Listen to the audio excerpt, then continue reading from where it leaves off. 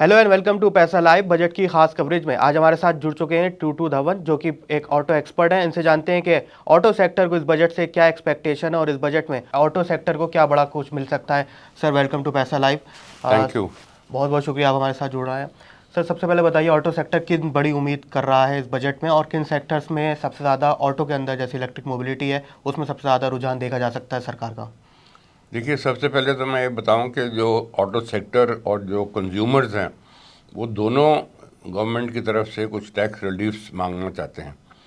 शायद आपको पता ही है कि यूपी के अंदर they have given a 100% relief on registration. Registration. इसका मतलब है 10% जो गाड़ियाँ के ऊपर टैक्स लगता था, जो 20 लाख थे और प्लस होती थी, उनके ऊपर रिलीफ मिलना 2 से 3 लाख रुपए पर car is makes a lot of difference.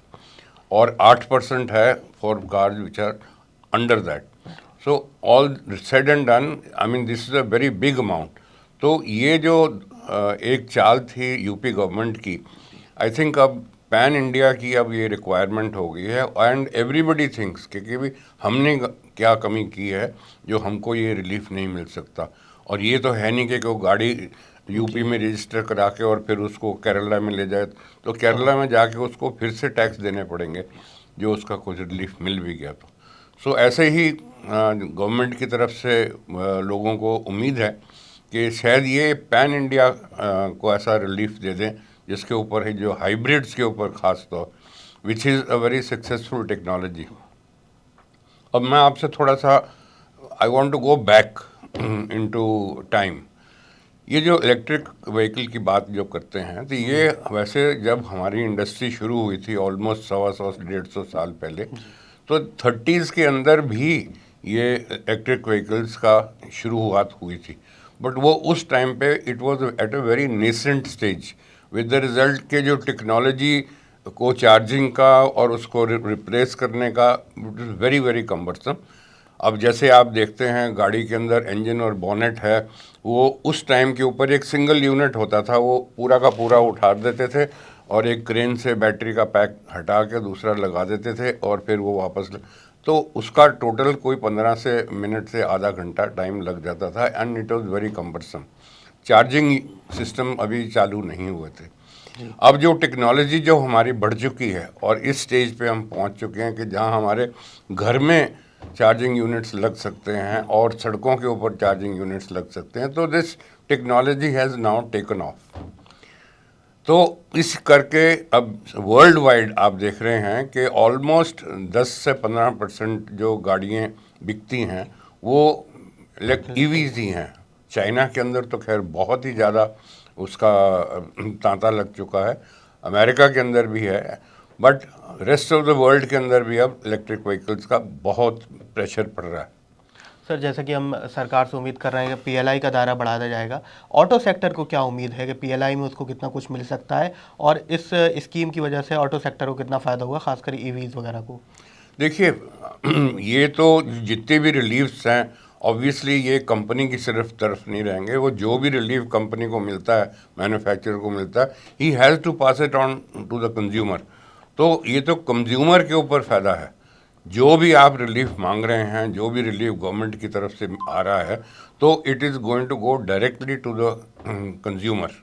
और कंपनी को इज़ ओनली अ कंड्यूट कि जब आपको टैक्सेशन रिलीफ कुछ मिला, तो जो वो टैक्सेशन रिलीफ है, ये नहीं है कि कंपनी रख लेगी उसको, but it has to pass it on to the consumer. So all said and done, जो हमारी इंडस्ट्री का जो इम्पेटस है ऑफ बाइंग, वो और बढ़ जाएगा।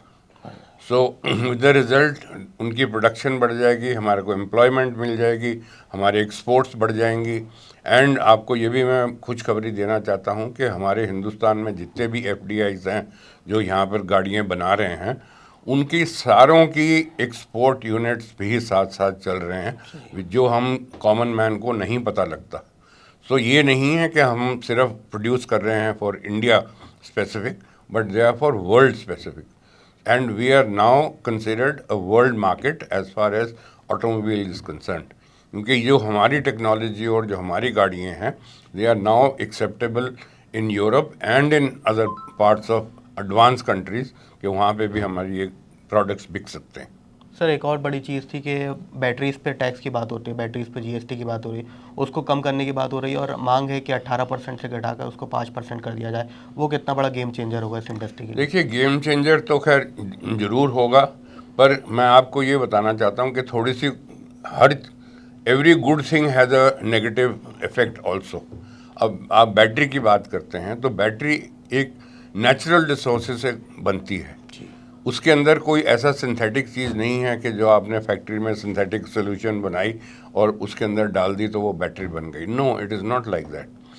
90% ऑफ इंग्रेडिएंट्स जो बैटरीज के हैं, those are all natural resources. So उसके अंदर कैडमियम है, निकल है, दुनिया भर की कोबाल्ट है, मैंगनीज है, दुनिया भर के मिनरल्स हैं जो उसको आप एक मिश्रण बना के और फिर उसके अंदर आप केमिकल डालते हैं जो केमिकल रिएक्शन होके वो पावर देता है। अब वो जो पावर जो दे देते हैं और उसका भी एक टाइम लिमिट है। अब आप टॉर्च के अंदर सेल डालते हैं तो वो आपको पता है कितनी देर चलता है और फिर then ultimately it has to be disposed of. So ऐसे ही जो बैटरी गाड़ियों की हैं वो जब डिस्पोज ऑफ करने के टाइम आता है तो उसके अंदर टॉक्सिन्स पैदा हो जाते हैं जो केमिकल्स अंदर डाल रखे हैं, उनका केमिकल रिएक्शन होते होते होते होते they become absolutely toxic and उनको आप डिस्पोज ऑफ नहीं कर सकते। ना तो ज़मीन में डाल सकते हैं, ना पानी में डाल सकते हैं, ना उनको आग लगा सकते हैं। So until that aspect is now addressed कि जी उसका डिस्पोजल क्या होगा, तो that is now going to be the biggest challenge for the automobile industry. या तो उसका तोड़ निकालना पड़ेगा और या फिर उसको आपको प्रोडक्शन बंद करनी पड़ेगी and you will have to start considering some other technology which is not going to be damaging the environment। अब आपको ये भी पता होगा कि पिछले 100 सवा 100 साल के अंदर ये जो फॉसिल फ्यूल जिसको उस टाइम के ऊपर बहुत बड़ी चीज़ मानते थे, इसी ने तो हमारा ग्लोबल वार्मिंग करी है और हमारे को इन्वायरमेंट को डैमेज किया है, जिसके साथ आपने देख ही लिया आजकल कि कहाँ जो पहाड़ों के अंदर बर्फ़ें ख़त्म हो गई हैं और कई क्लैमिटीज़ शुरू हो गई हैं। तो ये this is all the reaction of environmental change. तो उसको अब रोकने के लिए गवर्नमेंट की तरफ से, दुनिया की तरफ से, यूनेस्को की तरफ से everybody has to work very hard towards finding a technology which is not going to be harmful for the environment. जी बिल्कुल। सर इनकम टैक्स में एक रिबेट मिलता है ईवी खरीदने पर, उसमें कितनी बड़ी उम्मीद कर रहे हैं? क्या सरकार उसको बढ़ाएगी अगर, जिससे ईवी खरीदने की लोगों की रुचि बढ़ सके? इस पर आपकी क्या राय है? देखिए, ईवी की बात जो करेंगे तो मेरे को पर्सनली आप समझेंगे तो मेरे को तो ज़्यादा उम्मीद नहीं है कि ईवीज़ के ऊपर कोई ख़ास इन्होंने रिलीफ देंगे। बाकी यस, हाइब्रिड्स के ऊपर ज़रूर देंगे क्योंकि हाइब्रिड एक ऐसी टेक्नोलॉजी है जिसके अंदर बैटरी का जो वॉल्यूम है वो कम है। ईवी की बात करेंगे तो it is 100% battery and rest is the body. अब आप हाइब्रिड की बात करेंगे तो almost 30 to 40% is the battery and rest is the charging unit, जो एक इंजन है, जो इंटरनल कंबस्शन इंजन है, जो बैटरी को चार्ज करता है पेट्रोल और या डीजल के थ्रू और वो गाड़ी चलती रहती। सो दैट व्हीकल इस वक्त it is less harmful for the environment. So with the result government की तरफ से भी यही पुश है कि वो उसको थोड़ी सी बढ़ोतरी मिले जबकि इसको थोड़ा सा स्लो हो जाए, क्योंकि जैसे 30s के अंदर इलेक्ट्रिक व्हीकल्स को धीरे धीरे फेज आउट कर दी थी और एक सेंचुरी के बाद फिर से वो वापस आ गई हैं। तो अब जाकर हम लोगों को अक्ल आ गई है कि now we have to find a permanent solution for the next thousands of years. अब आपने एक सेंचुरी के अंदर जो पूरा वर्ल्ड का एनवायरनमेंट है आपने चेंज कर दिया है, which has come through for thousands and millions of years, जो आपने एक सेंचुरी के अंदर उसका नाश बना दिया। So now you have to start thinking कि हमारे अगले जो कई सेंचुरीज हैं वो कैसे सरवाइव करेगा ये earth. So we have to now start finding a technology which is friendly environment friendly, human friendly and affordable. Sir आपने हाइब्रिड कार की बात करी, इथेनॉल को लेकर काफ़ी प्रोडक्शन उसका बढ़ाया जा रहा है, उसमें मिक्सिंग की जा रही है पेट्रोल में, उससे कि इंडस्ट्री को कितना फ़ायदा होगा, और अगर पर किलोमीटर कॉस्ट घटेगी तो क्या पैसेंजर व्हीकल से मांग बढ़ सकती है, और ऐसे सेक्टर में अगर मांग बढ़ती है तो ऑटो सेक्टर को लंबे तौर पे इसका क्या बड़ा फ़ायदा होगा? देखिए, ऑल सेड एंड डन, जो ये आप बातें कर रहे हैं एथनॉल की और बायो डीजल की एंड सो ऑन, जो हमने मैन मेड हैं, वो ऐड तो जरूर हुए हैं, बट उसका जो बेनिफिट है it is not gone to the consumer.